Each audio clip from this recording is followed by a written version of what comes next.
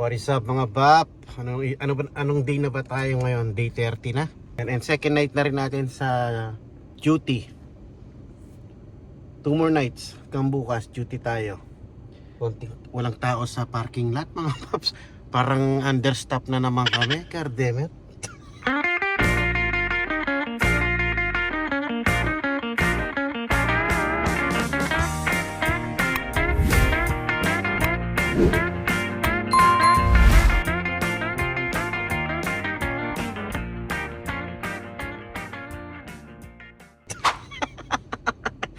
Anyways, pasok na ako mga bab. Ang lamig na naman. Sumobrang lamig na naman. And check ko pala kung saan ako mag-duty ngayon. Kasi kagabi doon ako sa transitional care unit, doon sa may hospital side. Di na ako nag-vlog kagabi. So, yan, another day, another vlog. Let's go! Let's go check kung saan tayo mag-duty. Alam mo yung tipong bumaba na yung ulap mga babs. Nasa kalawakan ng ulap. Yung so what is up, time check 6:10 mga paps, kakalabas lang natin sa work. Ito, pabiyahin na tayo pa uwi. Grabe, zero visibility. Zero visibility mga paps, ayan, totoo lang. Tignan nyo naman ang kalawakan. Nasa baba ng ulap, nasa baba ng langit mga paps. Last night natin mamayang gabi, pero kailangan natin bumalik mga alas 2 ng hapon mga babs. Dahil meron na naman pala tayong seminar. Gardemet. Ayun no, dahil farm itong dinadaanan natin mga babs, masyadong mahamog. Kabilaan yung farm dito eh. Okay. Tikman natin tong ubi alaya ni manager. Kape, tsaka ubi alaya. Ubi alaya yata ito mga paps eh.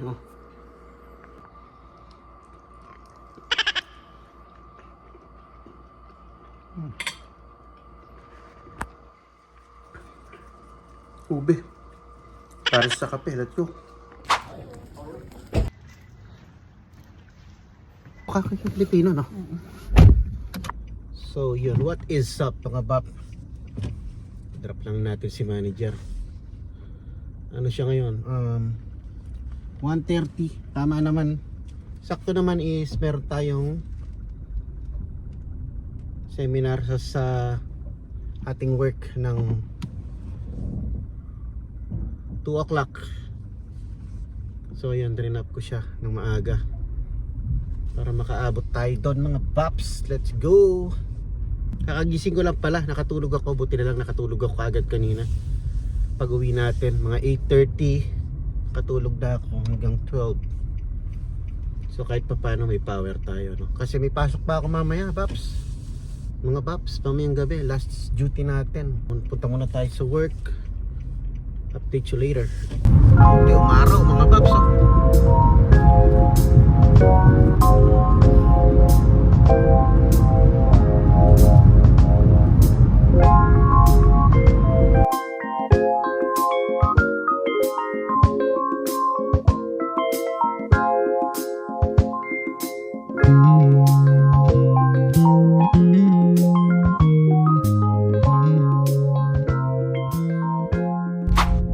Dito na tayo mga paps.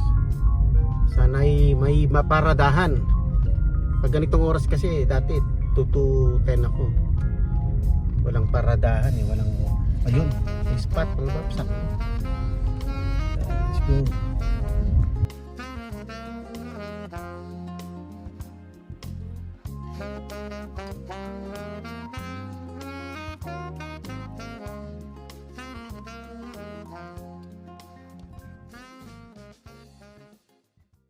Tara, baba na tayo. Kuha pala tayong kape mga paps. Para makapagkape tayo bago tayo mag-seminar ng 3 hours.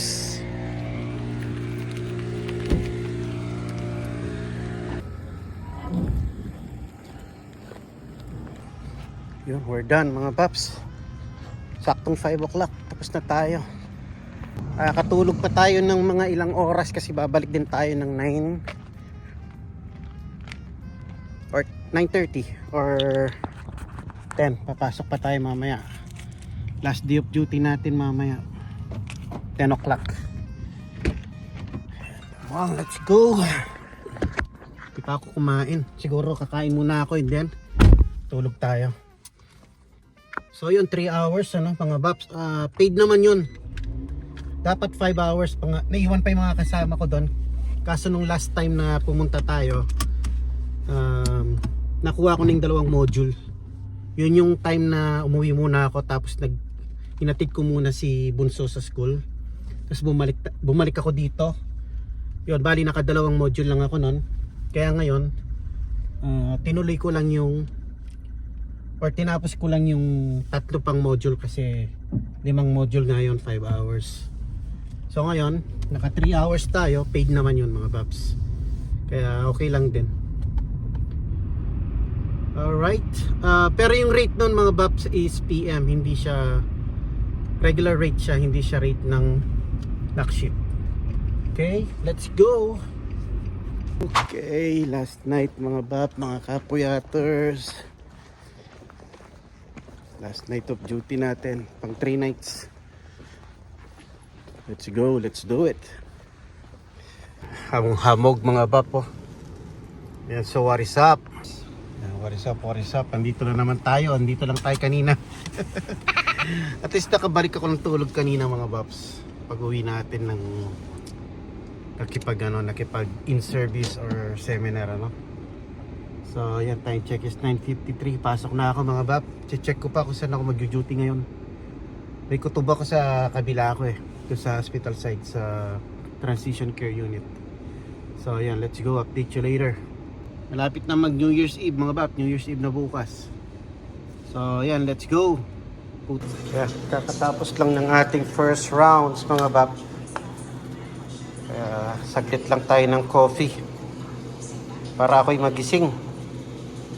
Pampagising mga Babs.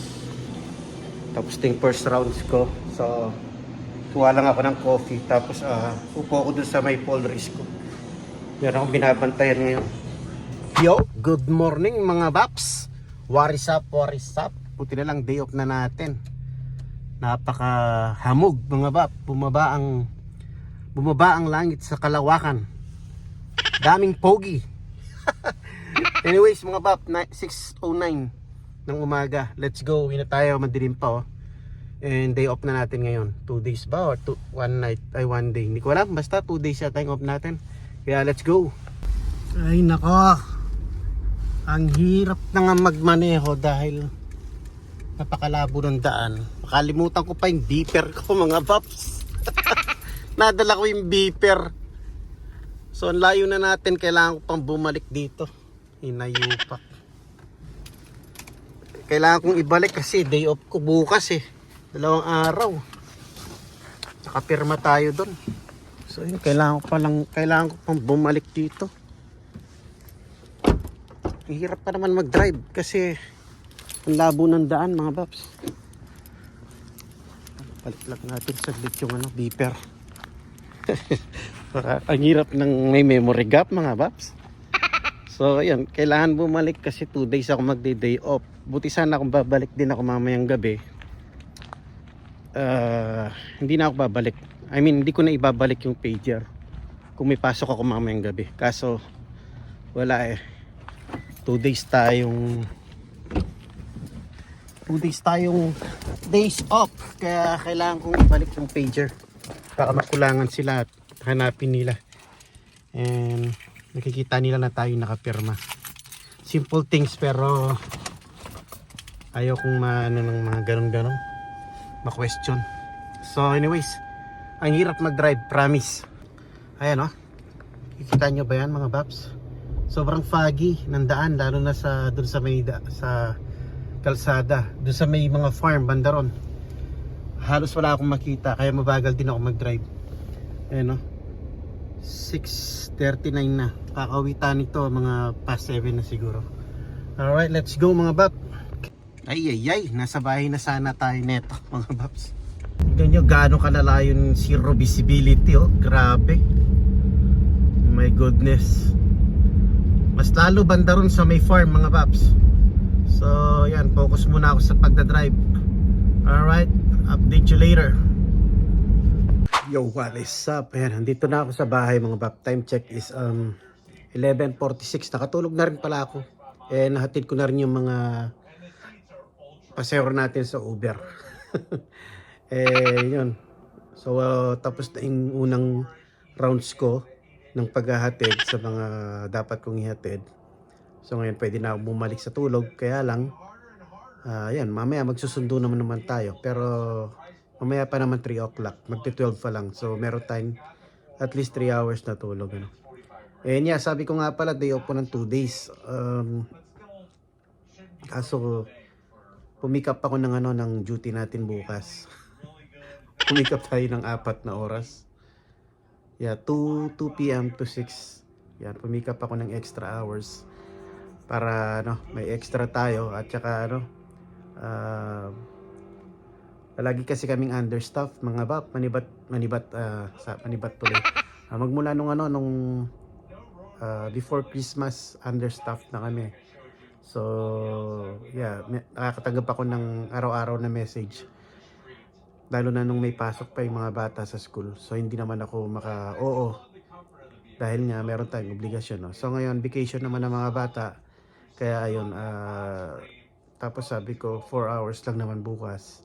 Although bukas is 31, New Year's Eve. Pero hindi naman yata kami magluluto. Parang bibili na lang kami ng ng pagkain sa labas, kagaya ginawa natin nung Christmas Eve. Na church chicken lang kami, tapos nagluto si manager ng pasta. So bukas, di namin alam kung anong bibili namin na pagkain, pero most probably wala nang magluluto kasi may pasok din si manager bukas. And ako yun, nag-accept ako ng 4 hours to 5 hours na extra hours tomorrow. Yun, so yan, ang mga caregivers, mga healthcare workers, kahit basta sa healthcare, pag ganitong mga season, mga palaging understaff. So yan, nasa sayo kung gusto mo mag-pick up. Kung wala ka masyadong ginagawa sa inyo, sa bahay nyo, kung free ka, pick up ka ng pick up para may extra. So sa case natin is may obligasyon tayo. So ngayon lang ako naka-pick up dahil nahiya na rin ako sa kaka-message sa akin. Yun, baka sa evaluation hindi tayo bigyan ng magandang score. Kaya yun mga paps, so yan, pasok ako bukas ng 31st, pero 2 to 6 lang naman. And update ko kayo tomorrow sa ating ganap sa ating New Year's Eve. And yeah, Happy New Year sa ating lahat in advance, okay? And thank you for watching. And sa mga hindi pa nag-subscribe, please subscribe. Sa mga bago natin subscriber, maraming salamat sa inyo. Alam nyo kung sino kayo. One of these days, ililista natin lahat yan. And magkakaroon tayo ng shoutout, special shoutout. Alright mga Babs, hanggang dito na lang. Tito Babs signing off. Peace.